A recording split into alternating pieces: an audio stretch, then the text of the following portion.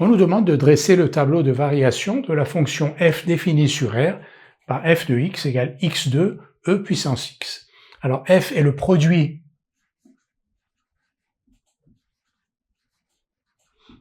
de deux fonctions.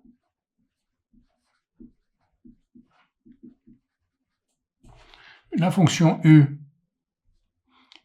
qui à x fait correspondre x2 et la fonction v qui à x fait correspondre e puissance x. U et v donc, sont définis et dérivables sur R.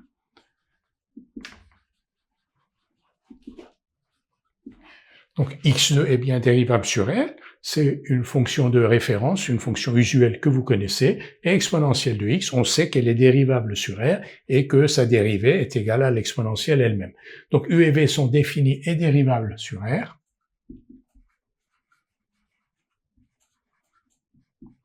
Leur produit f est donc dérivable sur R,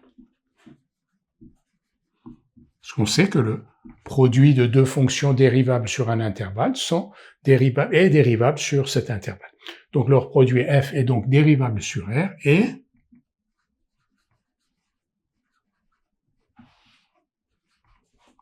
pour tout nombre réel x,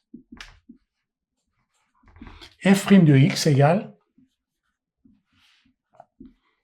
u' de x v de x plus u de x v' de x. Alors on va calculer u' et v'.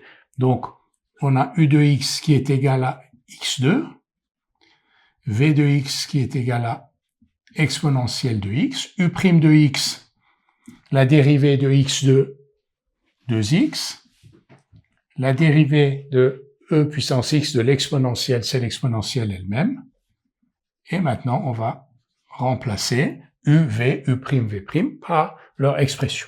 Donc, pour tout nombre réel x,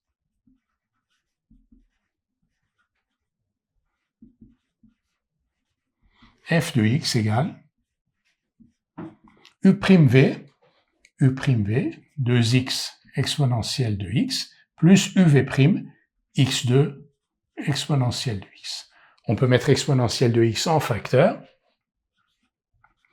Donc, facteur de, on va l'écrire pour l'instant comme cela, dans l'ordre tel qu'ils apparaissent ici, et ensuite, on va réécrire x fois x plus 2 exponentielle de x. Donc, f' de x, c'est f', f' de x pour tout nombre réel x s'écrit f' de x égale x fois x plus 2 e puissance x. Donc, f' est du même signe que x fois x plus 2, car exponentielle de x est strictement positif pour tout nombre réel x. Et de plus, f' de x égale 0 équivaut donc à x fois x plus 2 égale 0, ce qui signifie x égale moins 2 ou x égale 0. Nous avons donc l'ensemble des informations nécessaires pour déterminer le signe de f' et donc le tableau de variation de f. Nous allons maintenant dresser le tableau de variation de f. Sur la première ligne du tableau, donc les valeurs de x, de moins l'infini à plus l'infini, on a deux valeurs remarquables qui sont moins 2 et 0 et pour lesquelles f' s'annule. Alors, f' s'annule en moins 2 et en 0. Alors, f' est du même signe que x fois x plus 2. Alors, vous voyez, x fois x plus 2, c'est x2 plus 2x, c'est un polynôme du second degré, mais on ne va pas s'amuser à calculer son discriminant, etc. On a déjà les racines, moins 2 et 0. On ne va pas non plus écrire un tableau de signes de f' avec deux lignes, une pour x plus 2 et une pour le produit x fois x plus 2. On va faire ça directement entre les deux racines, c'est-à-dire entre moins 2 et 0. X fois x plus 2 est du signe contraire au coefficient de x2. Le coefficient de x2, c'est 1, donc il est positif. Donc ici, moins. Et du coup, f' aussi est négatif parce que f', comme on l'a dit, c'est x fois x plus 2 fois exponentielle de x et que exponentielle de x est strictement positif. On a donc plus et plus. la fonction f est donc, ça c'est la troisième ligne de notre tableau. Les deux premières lignes, c'est le tableau de signe de la dérivée. La troisième ligne nous donne les variations de f.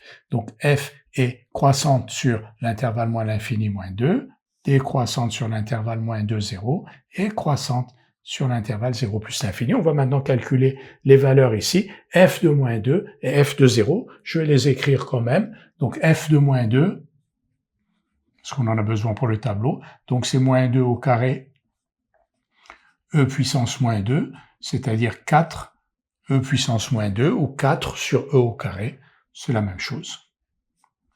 On va écrire 4 e puissance moins 2, et f de 0 à côté égale donc 0. Toujours avoir le souci de regarder la cohérence de ce tableau. 4e puissance moins 2, c'est bien un réel positif, et ici on a 0, et donc cette flèche-là n'est pas incohérente. Si on avait eu ici 100, 4e puissance moins 2 est plus petit que 100, donc on ne peut pas avoir une flèche qui descend. On s'interroge sur les calculs que l'on a fait, ou sur le calcul des f de moins 2 et f de 0 que l'on a réalisé. Donc nous avons ici f admet un maximum local égal à 4e puissance moins 2 en moins 2 et un minimum local égal à 0 en 0. On va écrire tout cela. Donc on va dire f est croissante sur l'intervalle donc moins l'infini moins 2. F est décroissante sur l'intervalle moins 2, 0, et f est croissante sur l'intervalle 0 plus l'infini. Et f admet un maximum local égal à 4e puissance moins 2 en moins 2 et un minimum local égal à 0, ce 0-là, en 0, ce 0-là.